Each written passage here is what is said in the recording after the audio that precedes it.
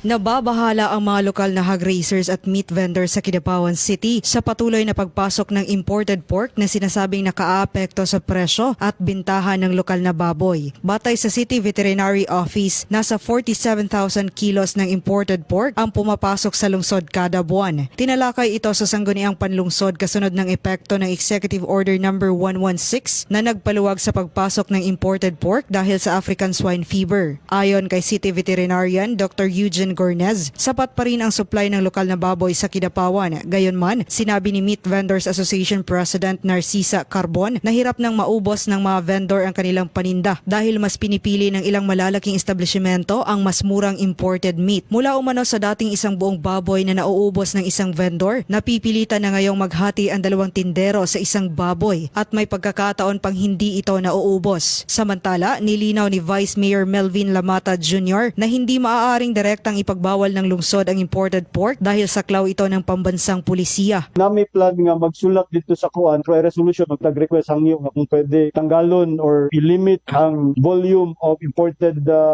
meat nga magsulod sa Kidapawan. Sa kasalukuyan, nasa 57 hanggang 60 baboy lamang kada araw ang kinakatay sa slaughterhouse ng lungsod. Dahilan upang isulong ang pag-aaral sa mga hakbang para maprotektahan ang kabuhayan ng lokal na hog raisers at meat vendors. Joanne Oranio, NDBC, Bida Balita.